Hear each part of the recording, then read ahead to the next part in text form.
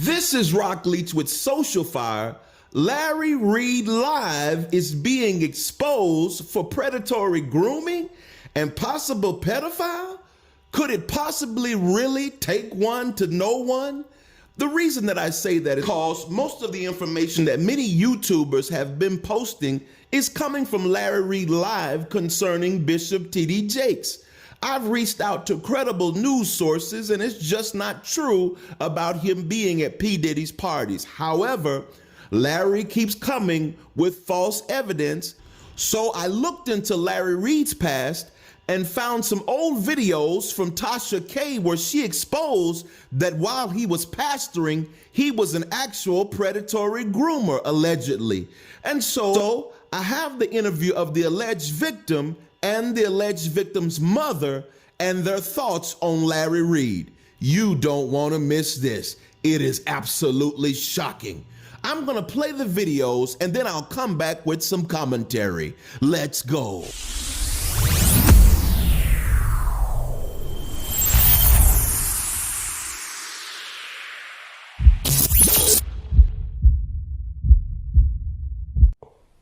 In the middle of the massage. And I said, I remember, like, I jumped back, like, oh, like, what are you doing? Move it up. Yeah. I jumped back, and he was like, oh, like, same scenario. He minimized the moment because, for me, I'm like, this is a violation. Like, what? You never did this. Like, what you doing? And because of who he was to me, I was able to bring my mind. That happened. It was supposed to be a church, and he gave me oral sex, laying on his bed, and like I said, he gave it like this spiritual thing. Like he made it a spiritual thing. They gave it a spiritual thing. Like, that's all right. Like you're, because he was tired. Some reason he didn't want to be at the church. And so what the interaction that he and I was having, it's like I'm doing the prophet a service because, you know, he didn't want to be at church or for whatever reason. And me being with him that night was helping him.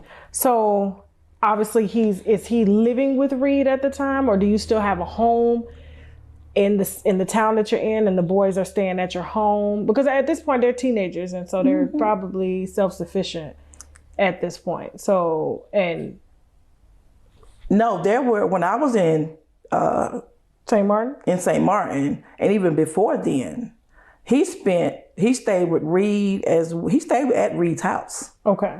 Yeah, he stayed at Reid's house a lot. And you never kind of just, despite like people were coming in and saying, like, this is not normal. This is not of God. Yeah. It never raised your eyebrow. I was like, no, because you don't want to believe that about your leader. Okay. You don't want to believe that.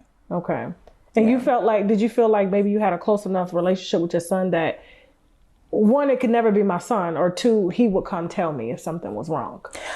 I would, at that time, yes, I would think that he would. But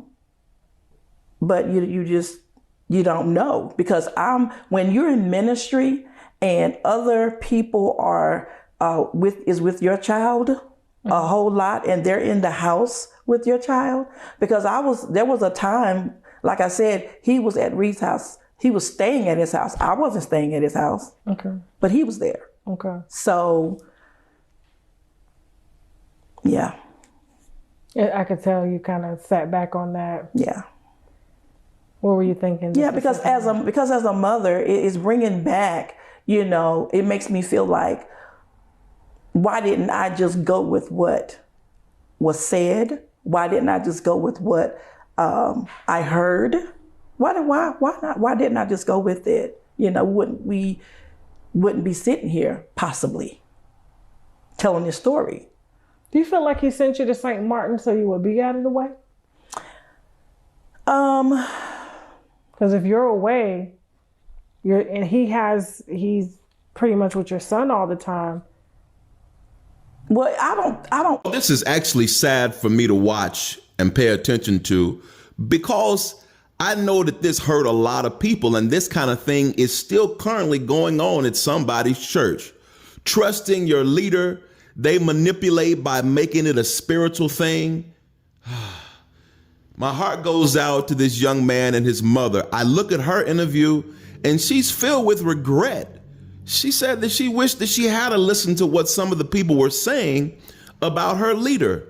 But I believe that's the problem inside of the Black church. We allow things to be over spiritualized, and it's over spiritualized in such a degree that we're ultimately taken advantage of.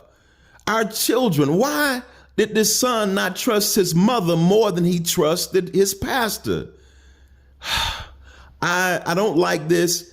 I hate this and despise it, but this kind of thing goes on. We've seen this quite often, especially with pastors having homosexual relationships and messing with young men and, any children. It's just bad all the way around.